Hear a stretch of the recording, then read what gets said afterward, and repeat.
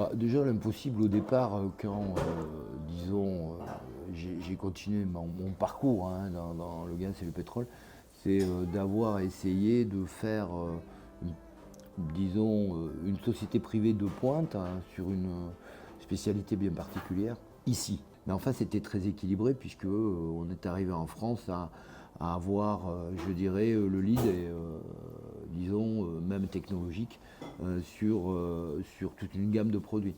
On a prouvé qu'on pouvait le faire à Pau, alors que pour des raisons diverses, certaines un peu nobles, c'est-à-dire d'être peut-être plus proche de certains pôles technologiques, voilà. Et ça, c'était la vraie question. La deuxième question a été plus mercantile, c'est le bon endroit fiscal. On peut le dire aussi. Hein. Dire, c'est les actionnaires notamment qui mettent de l'argent dans ce contexte, posent cette question-là. Donc non, ça a été très clair. Bon, moi je voulais le faire ici, et ça s'est fait ici, avec tout l'échantillonnage de talents qu'on a pu regrouper. D'accord. La partie rugby, écoutez, dire qu'on a fait que j'ai essayé de faire une copie carbone, non pas du tout, mais disons le parcours d'entreprise est un élément important, notamment dans le contexte où moi je ne pense pas qu'il y a de projet sans une culture bien précise de ce projet-là, donc une culture humaine.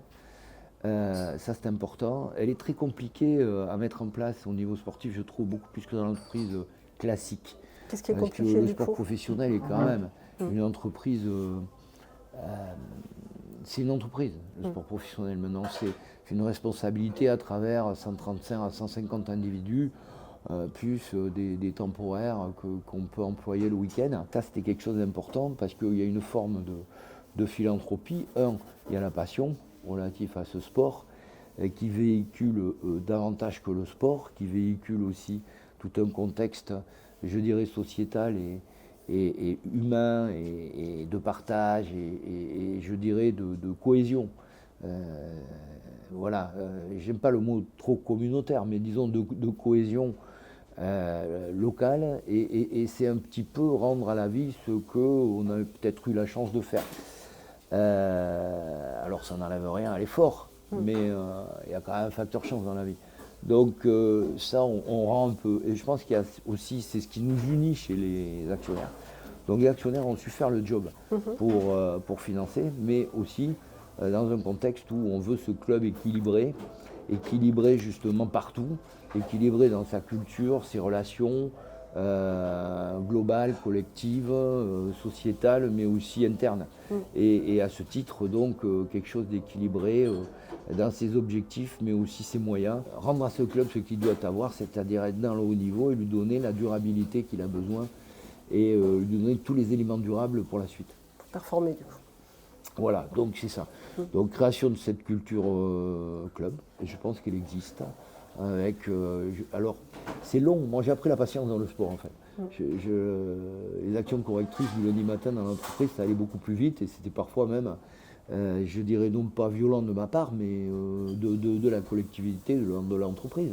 Il fallait, je dirais, corriger très rapidement les erreurs faites. Maintenant, Faut gérer des blessures en fin de compte. oui, dans le sport. alors que le rugby, c'est une autre chanson. Il faut apprendre la patience, c'est plus long. Quand on veut mettre tout ça en place, il faut les hommes aussi, qui partagent ça.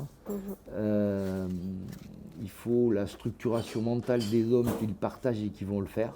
On ne fait rien seul. Hein. Un patron, c'est un animateur et c'est donner toutes les conditions justement aux gens de pouvoir s'exprimer dans la liberté, en respectant les objectifs et surtout la mission globale. Donc ça, c'est les principes de base. Et derrière, trouver les hommes, être en synergie parfaite entre tous, c'est le plus difficile.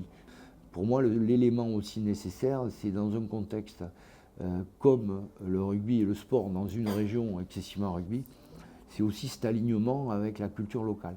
C'est-à-dire la culture locale, au fil du temps, au fil des ans, on a un club de 120 ans, enfin plus que ça, et à développer, je dirais, des principes culturels de ce que doit être ce club, dans la formation, dans l'émergence de talents, dans l'ascenseur social que ça peut procurer.